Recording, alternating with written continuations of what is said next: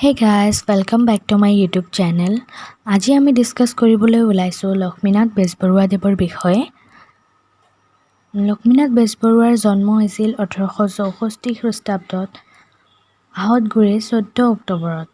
আনহাতে বেজবৰুৱা গ্ৰন্থাৱলীৰ তৃতীয় খণ্ডত প্ৰকাশিত দিনলিপিত তেওঁ 1932 চনৰ 13 অক্টোবৰ বৃহস্পতিবাৰৰ দিনলিপিত my birthday fetes and parties etcetera বুলি উল্লেখ কৰিছে।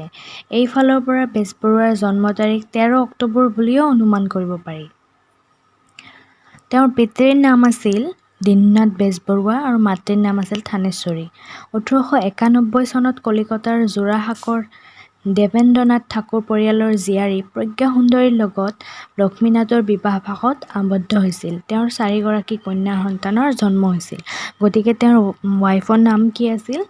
প্ৰজ্ঞা সুন্দৰী, আৰু তেওঁৰ কন্যা সন্তান কেইগৰাকী আছিল? 4গৰাকী। তেওঁৰ আত্মজীৱনী আৰু জীৱনী সম্পাদনাসমূহ আছিল মোৰ জীৱন সৱৰণ, প্ৰথম খণ্ড প্ৰকাশিত হৈছিল 1945 চনত আৰু মোৰ জীৱন সৱৰণ দ্বিতীয় খণ্ড প্ৰকাশিত হৈছিল 1961 চনত। ডাঙৰীয়া দীননাথ বেজবৰুৱাৰ সংক্ষিপ্ত জীৱনচৰিত শ্ৰী শ্ৰী শংকৰদেৱ আৰু শ্ৰী শ্ৰী মাধৱদেৱ। তেওঁৰ চিন্তাশীল ৰচনাসমূহ আছিল তত্ত্বকথা, শ্ৰীকৃষ্ণ কথা, ভগৱত কথা। তেওঁৰ সম্পাদকীয় কাৰ্যসমূহ আছিল বাহী। তেওঁৰ উপন্যাস আছিল পদুম কুঁৱৰী, একমাত্ৰ উপন্যাসেই আছিল পদুম কুঁৱৰী। তেওঁৰ গল্পপুথি আছিল সুৰভি, সাধুকথাৰ কুকি, জোনবিৰি, কেহকলি। সাধুকথা আৰু শিশু সাহিত্যসমূহ আছিল বুঢ়ী আইৰ সাধু, ককাদেউতা আৰু নাতি ল'ৰা আৰু জুনুকা। তেওঁৰ বৈষয়িক গদ্য আছিল বাখৰ, কামত কৃতিত্ব লভিবৰ সংকেত। তেওঁৰ নাটক আছিল ধেমেলীয়া নাটকসমূহ আছিল লিটিকাই, নোমল, পাচনি, চিকৰপতি, নিকৰপতি। নাটৰ কুকি আছিল গদাধৰ ৰজা, বাৰেমতৰা, অজ, বৰল, হেমলেট আৰু মঙলা। বুৰঞ্জীমূলক নাট আছিল চক্ৰধৰ সিংহ, বেলিমাৰ আৰু জয়মতী কোঁৱৰী। তেওঁৰ ৰস ৰচনা বা হাস্যৰসাত্মক ৰচনাসমূহ আছিল কৃপাবৰ বৰুৱাৰ কাকতৰ টোপোলা, কৃপাবৰ বৰুৱাৰ উভতনি, বৰবৰুৱাৰ বুলনি, বৰবৰুৱাৰ ভাৱৰ বুৰবৰণি প্ৰথম খণ্ড, বৰবৰুৱাৰ ভাৱৰ বুৰবৰণি দ্বিতীয় খণ্ড, বৰবৰুৱাৰ চিন্তাৰ শিলগুটি, বৰবৰুৱাৰ সাহিত্যিক ৰহস্য, কৃপাবৰ বৰুৱাৰ সামৰণি।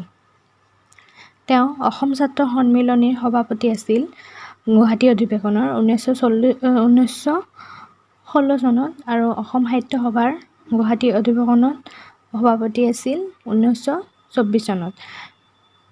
তেওঁক ৰসৰাজ উপাধি প্ৰদান কৰা হৈছিল, সাহিত্যৰথী উপাধি প্ৰদান কৰা হৈছিল আৰু বেজবৰুৱাৰ নামত ডাকটিকটো উন্মোচন কৰা হৈছিল।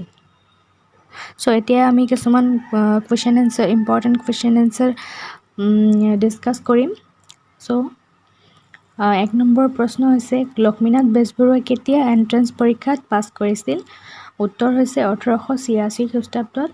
2 নম্বৰ প্ৰশ্ন হৈছে বেজবৰুৱাই ক'ৰ পৰা BA পাছ কৰিছিল? উত্তৰ হৈছে 1890 খ্ৰীষ্টাব্দত কলিকতাৰ জেনেৰেল এছেম্বলি কলেজৰ পৰা। বেজবৰুৱাই প্ৰথমে কাৰ লগত কাঠৰ ব্যৱসায় আৰম্ভ কৰিছিল? উত্তৰ হৈছে ভোলানাথ। তেওঁৰ নাম হৈছিল ভোলানাথ। পিছলৈ গৈ সিহঁতৰ বহুত ভাল এটা ফ্ৰেণ্ডশ্বিপ গঢ়ি উঠিছিল। ভোলানাথ আছিল প্ৰথমতে গুৱাহাটীৰ বৰুৱা ফুকন ব্ৰাদাৰ্ছৰ মেনেজাৰ। পিছলৈ বেজবৰুৱাই 1916 চনৰ পৰা 1917 চনলৈকে এবছৰ ক'ত কাম কৰিছিল?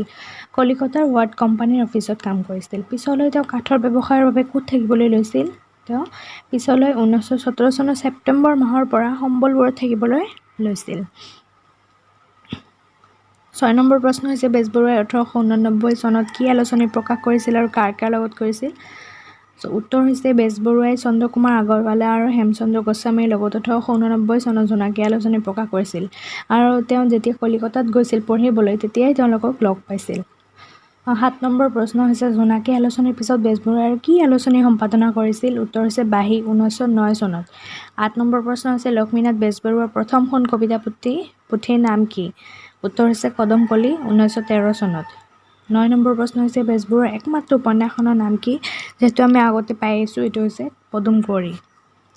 10 নম্বৰ প্ৰশ্ন হৈছে লক্ষ্মীনাথ বেজবৰুৱাৰ আত্মজীৱনীখনৰ নাম কি? উত্তৰ হৈছে মোৰ জীৱন সৱৰণ। 11 নম্বৰ প্ৰশ্ন হৈছে কিমান চনত লক্ষ্মীনাথ বেজবৰুৱা অসম সাহিত্য সভাৰ সভাপতি আছিল? যিহেতু আগতে কৈ আহিছোঁ আমি 1924 চনত গুৱাহাটী অধিৱেশনৰ সভাপতি আছিল। 12 নম্বৰ প্ৰশ্ন হৈছে কিমান চনত লক্ষ্মীনাথ বেজবৰুৱাদেৱৰ মৃত্যু হৈছিল? 1938 চনৰ মাৰ্চ মাহৰ 26 তাৰিখে ডিব্ৰুগড়ত তেওঁ জী জোঁৱাইৰ ঘৰত মৃত্যু হৈছিল। আজিৰ বাবে এইখিনিয়ে।